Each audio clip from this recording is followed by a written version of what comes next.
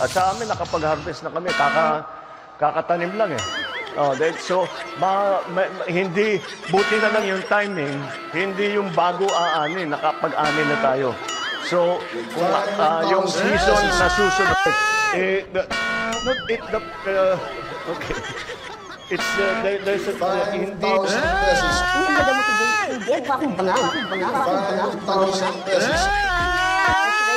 milyonaryo, sama-sama tayo magbabago muli para maging milyonaryo.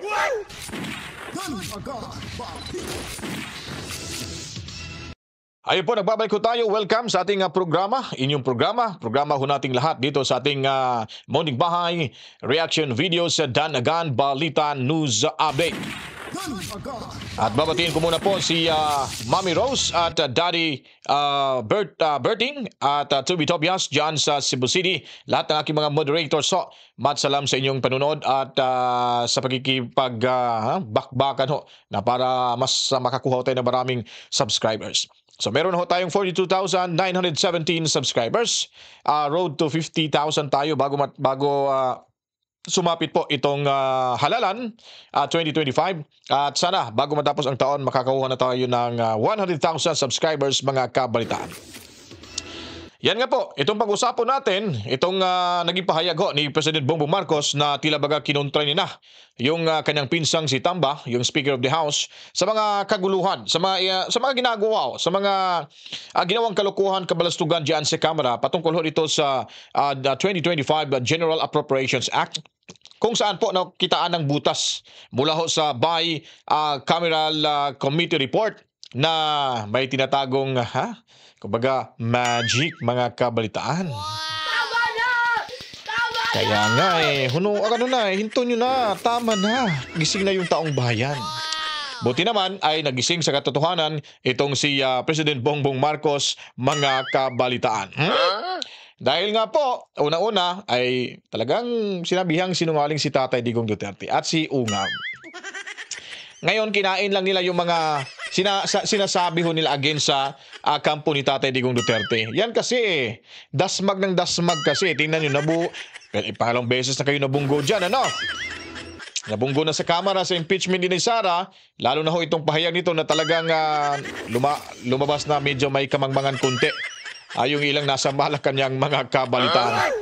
So, pagkatapos nito, ipapakita na din natin sa inyo itong naging komento rin ni Attorney Sal Panelo. Dahil nga po mga kabitaan ay sinupalpal niya itong si Stella Kimbo na kung saan po ay dapat isama din ito sa demanda. Dahil po hindi makatarungan yung explanation niya, yung typographical error. Talagang sinadya umano ito. Ayon pa ni Sal Panelo, imposibleng mangyari ang dadami ho nila dyan mga kabalitan. Gagawin pang tanga yung taong bayan. Hindi nga nagpapa-unlock ng panayam, tinakbuhan yung media. Akala ho natin pagkatapos bumalik ay tama na ho magiging tanong ho nito. Mas lalo hong dinidiin, mas lalo hong sinisiraan yung administrasyon ni Bongbong Marcos at itong si Tamba mga kabalitaan. Kaya walang kwenta ho magiging chairman ho ito ng appropriations dyan sa House of Representatives kasi talagang laglag kayo lahat mga kabalitaan. Mas lalong dumadami ng katangahan dyan mga kabalitaan sa mayabang kapulungan. Anyway, hindi na tayo magpapaligoy pa. Pakinggan ho natin itong si PBBM. Patungkol ho ito sa kanyang reaksyon sa talagang walang katapusang issue ng Vice Camp Report kabalitaan. Tayo ng mga project na pinasok na insertion sa insertion. Because yung insertion na ginawa ay hindi naman kasama yon sa budget request. So ano ngayon yung mga yan? Kung talaga bang kailangan, baka yung iba kailangan, hindi naman kailangan ba pwedeng i-defer. Yung iba, walang masyadong, we are starting to see some project proposals that do not have the appropriate program of work. Hindi, walang appropriate na documentation, hindi maliwanag kung saan pupunta ang pera. Kaya yun ang liliwanagin natin. Hindi naman tayo nagkaroon ng napakalaking budget savings. Hindi nga kulang-kulang Kailangan maingat tayo kasi yung ginagastos dyan, hindi naman karamihan, pero meron dyan, utang yan. Kaya kailangan mapunta sa tama para mabayaran natin yung utang. May bawi naman tayo dun sa ginastos natin. Yun po mga kabalitaan. So naririnig na po na talaga bagang alam niya pala mismo na hindi kasama yun dyan yung pinag-usapang insertion. At alam niya man ho niya na yung itong pera na to ay yung merong kasama na rin inutang nila ho para magkaroon sila ng budget sa taong 2025 mga kabalitaan. At gusto niya itong halukayin ubi. At kailangan talaga na dapat may managot dyan sa mayabang kapulungan. Kasi kung papabayaan mo lang bongit, ay itong pagsisisi sa taong bayan ay talagang ikaw yung talagang sasaluho nito. Kaya huwag mong itolerate yung pinsan mo. Kasi yung pinsan mo ay lumalaki na ho yung ulo dyan. Kasi walang kumukontra eh. Mantakin nyo, ang lalaking budget, 33 billion pesos sa taong ito mga kabalitaan. O para saan po ba yan? Diba? Klaro na gagamitin sa halalan. Ipamumumbod ng yung ilang pera ho dyan upang sa gayon mga kabalitaan ay makadikwat na ng maraming boto. Yun po yung katotohanan mga kabalitaan. Anyways, so namulat na ho si President Bongbong Marcos patungkol ho dito mga kabalitaan. At sana pagkatapos ho nitong kanyang naging pahayag ay may gagawin ho siyang aksyon sa kanyang pinsan mga kabalitaan. Dapat ipatawag niya doon. Problema lang kasi sabi ni Castro na hindi talaga nagpapakontrol itong si Tamba sa kanya mga kabalitaan. Parang mapaisip tayo na baka may alas si Tamba sa kanya. May issue pa naman to na allegedly gumagamit ng illegal na droga. Kaya medyo hindi siya makakilos mga kapitan. Pati na sa asawa niya medyo under desire daw to mga kabalitaan. Marami hong mga anggulo na medyo kailangan ho nating kalampagin itong si President Bongbong Marcos na paninindigan niya ang kanyang pagiging ama ng ating bansa. Na kailangan pituli niya po yung mga nasa kamara dahil yan lang po sila ang nagdudungiso sa pangalan niya ngayon. Kasi nga po, nakikita na to talagang blind na blind ho ito. Wala ngang leadership nga Wala ngang isang salita itong si President Bongbong Marcos. Yun po yung mahirap po doon, mga kabalitaan. Anyway, tuloy ho tayo dito kay Attorney Sal Panelo sa SMNI at ito po yung kanyang sagot patungkol sa sinasabi ni Stella Kimbo mga kabalitaan. Pangunahing mga issue na ating natalakay din kahapon tungkol sa controversial na BICAM report ng 2025 national budget at ang development abay nagsalita na itong si Congresswoman Stella Kimbo patungkol sa 2025 General Appropriations Act. Aniya, wala raw problema sa 2025 GAA. Legal daw ito at fully enforceable at valid dahil ang Enrolled General Appropriations Bill na nanggaling aniya sa Kongreso ay kompleto. Walang blanco. Ina-acknowledge naman ito na mayroon ngang mga blanco sa ipinasang BICAM report. Gayunpaman, otorisado aniya ang technical staff ng Senado at Kamara na magsagawa po ng correction sa BICAM report pero wala na daw silang discretion dahil ang lahat ng ministerial ay ministerial na lang daw. Anong masasabi mo dito, Attorney? Ano pang maasahan mo dyan kay Teacher Stella? Puro kabulusto ka naman ang sinasabi niyan. She's a discredited member of Congress. Siya yung pinag-usap-usapan at pinuna at binanatan ng gusto ng mga netizens sa social media dahil isang ordinaryong guro nung makapasok sa Kongreso ay biglan lang nagpakita ng gila sa kanyang mga kayamanan. Hindi mo malaman kung saan nanggaling. Mamahaling damit, mamahaling bag, sapatos, at kung ano-ano pa. Itong binabanggit mong kongresista na tumatakbo pa namang mayor, kawawa naman mga taga-Marikina. Ayusin yung mabuti kung sinong ilalagak nyo. Sapagkat yung kanyang unang-una, halatang-halata mo na pinagtatanggol niya ang mali. Sinasabi niya, ina-acknowledge niya, inaamin niya na may blanco. O finally, at least inaamin na may blanco. Dahil palaging tinatanggi ng presidente ng Senado na nagbubulag-bulagan. Tinanggi ng executive secretary na mali naman ang tinutukoy niya. Tinutukoy niya yung rolled bill. Samantalang ang pinag-uusapan niya yung bicameral conference report. Ganon din ang presidente, Marcos Jr. Pati si Presidente Duterte nagbibigay lang ng opinion sinasabi niya sinungaling. Itong si Teacher Stella, inamin niya na blanco. Kaya lang, meron daw kapangyarihan at inutusan daw mga technical staff na ayusin o fill in the blanks dahil may mga typographical error. Anong kabalbalan yan na typographical error? 13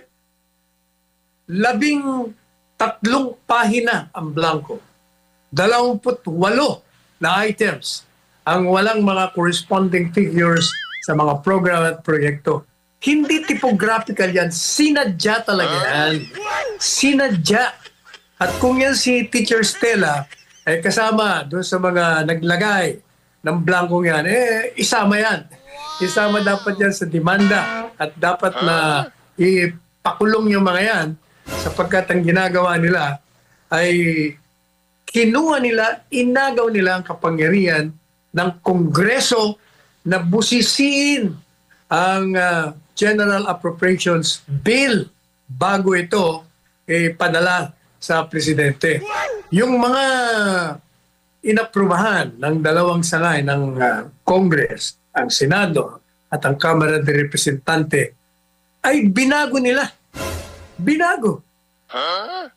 Paano mo ngayon sasabihin na yung pagbabagong yon ay hindi naaayon sa prosedimento sapagkat ilang tao lamang ang nagbago ng pinag-usapan at dinesisyonan ng dalawang sangay ng Kongreso. Kaya yung pong babaeng kongresistang yan, naku, tandaan nyo, hindi dapat nakakaupo yung mga ganyang tao na may kapangyarihan kapagkat nakasalalay dyan. Yung mga pera ng bayan na maaaring malustay kung ang mga tiwaling opisyales ang iluluklok natin sa kapangyarihan. Yes, attorney. At kung maalala mo nga, noong una, bago ito nagsalita si Congresswoman Stella Kimbo, abay, madalian lamang na ambush interview sana ang hiling ng mga kasamahan natin sa media sa kanya. Mabilisan lang. Yung tanong kung totoo bang may blank items doon sa bicameral report. Abay, ang tagal at tumagal pa ng ilang araw bago ito lumabas, attorney. Baga hindi pa nakagawa ng script. Yung ilan sa ating mga netizen, baka gumagawa pa ng script. Siyempre, kasi pinag-usapan pa nila, ano kayo magandang sagot dito? Masyado ng booking tayo. Nag-uusap sila, pero masama pa rin. Lalong napasama. Inamin mo, pagkatapos, ang katwiran mo ay kabulastugan din. Di lalo na. Lalong napabaon sila sa kumunoy na kanilang nilikha. Pero, attorney, itong latest na pahayag ni Congresswoman Stella Kimbo, na inaamin niya, ina-acknowledge niya na mayroong mga blanco sa ipinasang BICAM report, ay opposite doon sa sinabi mismo ni Senate President Escudero na walang blank items doon sa BICAM report. Paano na yan? Kaya nga, alam mo, yung mga nagsisinungaling, nahuhuli sila sa kanilang mga bibig. They weave yung matawag dito, yung spider, di ba? Gumagawa ng, yung gagamba. Gumagawa ng web. Kagagawa nila ng kasinungalingan. Nagbabanggaan tuloy lahat ng mga pinagsasabi nila. Kaya ayan, kitang-kita tuloy ang ebidensya. Mga sinungaling talaga. Pero, attorney, yung hinihintay ng ating mga kababayan dito, ano na po yung, sana po sila Speaker Martin Romualdez, si Congressman Zaldico. Wala na yun, di ba? Pinalitan na ni Teacher Stella. Bakit na hindi nagsasalita? Bakit si si Congresswoman Stella Kimbo, yung nagsasalita ngayon? Sila man sana, yung sabi mo nga, may 4 na opisyal yung mataas during sa BICAM report nitong 2025 national budget nakasama. Ang hindi nila pagsasalita, ibig sabihin, complicit sila. Kasama sila sa sabuatan ng paglalagay ng blanco. Nilagyan nila ng mga figures bago nila ipinadala kay Presidente Marcos Jr. Kaya dapat talaga, buti naman itong si Congressman Ongabe, tinanggap na yung hamon natin na dapat siya manguna. Para samahan naman siya ng mga ibang senador at mga kongresista. Yung may mga natitira pang prinsipyo para yung mga boses nila na nanahimik ng matagal na panahon. Opo. Attorney, sa tingin mo ba ay may kinalaman itong pagkakadiscovery din? Baga may alam na, baga nag-anticipate na si Congressman Zaldico na posibleng makita, madiscovery itong mga blank items kaya siya umalis, pinaalis doon sa kanyang pwesto as chairman ng House Committee on Appropriations. Kaya yung tinanggal at si Congressman Sandro pa ang nag-motion dyan. Yun ay reaksyon sa naganap na napakalaking rally sa Luneta Grandstand. Yung 1.8 million na dumating na pinangunahan ng Iglesia ni Cristo. Kasi napakalaki yon. At tandaan mo, bago ginawa nila yon, pinag-uusapan na yung budget na yan. At una pa riyan, mga ilang linggo nakakaraan, si VP Inday Sara, binulgar na yan. Na yan si Zaldico at si Martin ang siyang nagdidesisyon kung ano ang budget ng mga departamento. Hindi ba? Kaya para ipakita ng administrasyon na nakikinig sila kasi maggrabe na ang banat sa kanila sa social media. Tinanggal nila yan. Kaya lang, ang pinalit naman, isa pang worse na lawmaker. Attorney, ayon po kay former Budget Secretary Wendell Avisado, kilala po niyo ito, hindi raw pwede na magkaroon ng enrolled bill kung ang pagbabasihan ang BICAM report na kinulang ng datos. Hindi rin anya pwedeng ibigay sa technical staff ang pagpuno sa mga kulang sa panukalang budget po. Anong masasabi mo dito, Attorney? Hindi ba yun ang kahapon pa natin diniscuss yan? Sinabi natin na ang saligang batas maliwanag. Bago ka magpasa ng batas, kailangan papasok yan sa dalawang sangay. Magkakaroon sila ng deliberasyon, sususuyin nila, magdedebate sila, bubusisiin nila. At yung pinakabuo ng pinagkasunduan nila, yun ang ilalagay mo sa enrolled bill at ibibigay mo sa presidente. Ang problema nga, hindi nga yun ang nangyari. Yung inaprumahan ng Kamara de Representante at ng Senado, hindi nasunod sapagat binago ng Bicameral Conference Committee. Mga iilang lamang na select few. Ibig sabihin, hindi dumaan sa prosedimento na inilarawan, iginuhit ng saligang batas. Kaya illegal, labag sa saligang batas. Opo. At para naman kay dating Senate President Tito Soto, kailangan daw ng ilang mambabatas na sumailalim ng Parliamentary Rules and Procedure Workshop. Dahil po ang ministerial corrections ng technical staff ay hindi umano pinapayagan sa anumang bill, lalo na po sa isang batas. Kailangan daw itong ibalik sa plenaryo. Elementary yun, di ba? Para, kung baga, yung na-discuss natin kahapon, kumpletong-kumpleto na yun.